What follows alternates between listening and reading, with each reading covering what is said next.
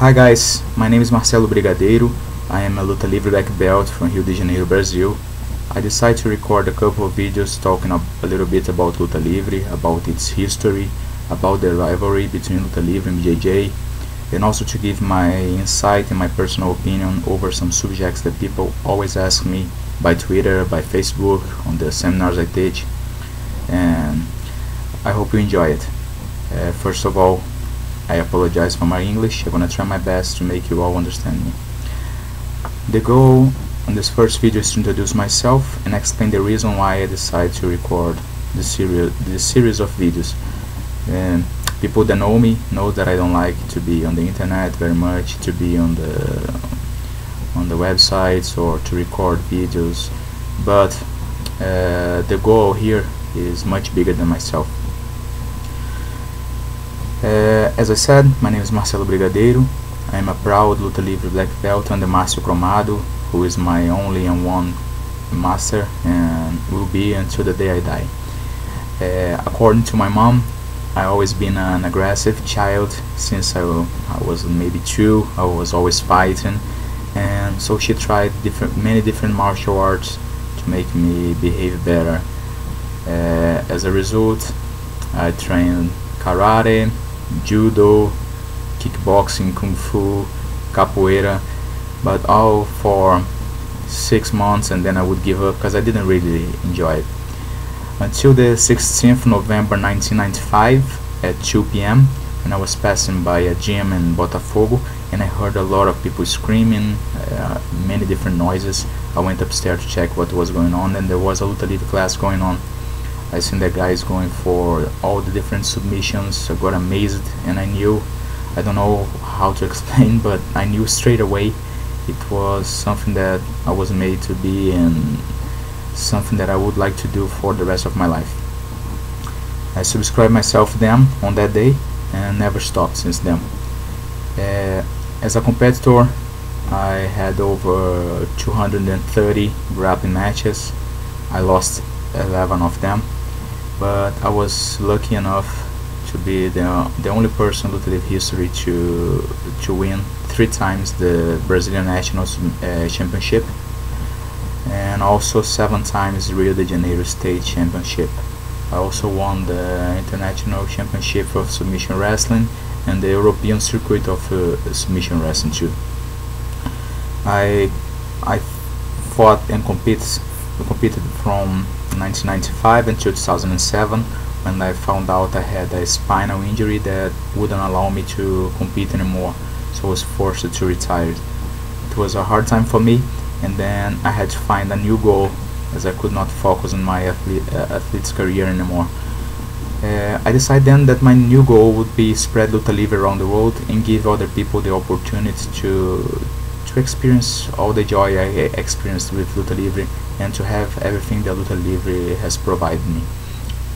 So my first move was to move to the south of Brazil, because at the time the only luta livre schools were in Rio de Janeiro and in the north of Brazil. The only strong ones were really in Rio de Janeiro, so I decided to go to the south and take luta livre there. I founded the first luta livre school in the region, the south region of Brazil, in Balneário Camboriú, Santa Catarina. 1.5 years later, I had an invitation to move to Liverpool, England, and join Team Carbone, a Thai boxing team that was making the transition into MMA.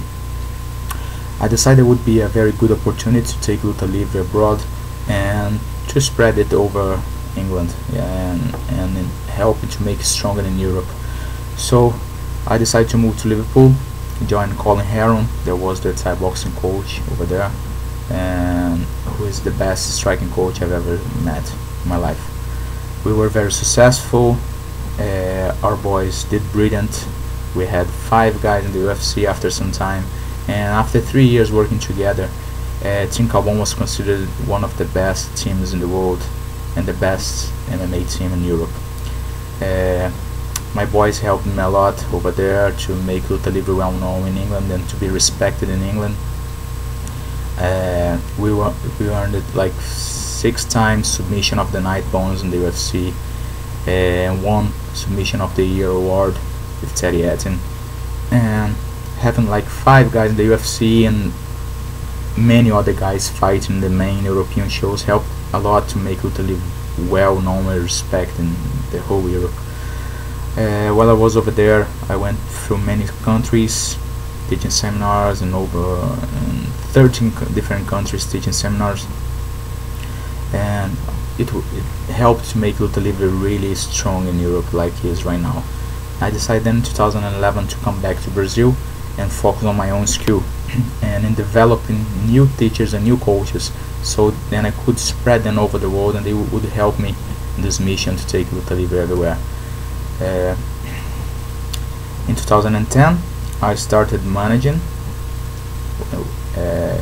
professionally, because I already used to manage my teammates, but just to help them. But the outcome was so good that people asked me to join. Then I had to open my own company called Prime Fighters Management. Nowadays I manage 32 fighters, MMA fighters, and I work the UFC, Bellator, and other great organizations. My goal right now is to make Luta Livre bigger and bigger all the time. Talking now about the goal of this series of videos is, in 2012 I decided to make a bigger move and to bring Luta Livre to the US, where I am right now, traveling, not living yet. So I came to the US and went to my first seminar, and just like in the whole Europe and in England itself, I could realize that there are a lot of different and wrong ideas about Luta Livre, about Luta Livre history, about the history of the rivalry between Luta Livre and BJJ. So in Europe and England I was able to go from gym to gym, explain the true history and the true history about the rivalry and everything. But in the US it's too big. There are many gyms over here, so I thought that with one of my students, Tony Canales, who is my only representative at the time in the US, that teaches in Rich Clemente's gym, Gladiator Gym in New Orleans. So it's my only recognized representative here in the US. We were talking, and then we decided that record these videos would be a good idea for people who want to know the real history of Luta Livre and the real history between Luta Livre and BJJ, all the rivalry, all the difference. And because I was part of it, I was part of the rivalry, I was part of the history, and people that know me knows that I don't lie and I'm an honest person. So I will tell what the real truth, and I hope you enjoy it. If you don't enjoy and you want to write like bad things over here below this video, no problem. Yeah, as I said before, my goal is to be in some videos where I'm gonna talk about Luta Livre history and everything, is to be a source, a real source of knowledge about Luta Livre, about the martial art I love and the martial art I respect, and the martial art that made me the man I am. So I know I will face a lot of people that will talk bullshit about me, that will threaten me or whatever, but I'm willing to pay the price in name of my martial art, the martial art that I love. Yeah, so I hope you enjoy this series of videos. If you have any doubt, any request, I'll be happy to help and to answer if I know the answer. You can find me on Twitter at Brigadeiro MMA, on the fan page on Facebook, Luta Livre by Marcelo Brigadeiro, or if you're in the US and you want to know my student Tony Canales, you can find him on Facebook as well. You can get in touch with Rich Clemente. And Europe, I got many students spread in different countries, and in England my base is Team Calbon. You can ask the guys there over there. I got great students over there. I got guys in Italy, Spain, and in different countries. So I really hope you enjoy these videos. There are many different subjects that I'm going to be talking about, and some of them is going to be facts. I'm going to be talking about facts and the real history, and some of them giving my own insight and my own opinion. But I'll always, when I do it, I'm going to always make it clear that's my own opinion, my insight, not something that's the fact. Okay,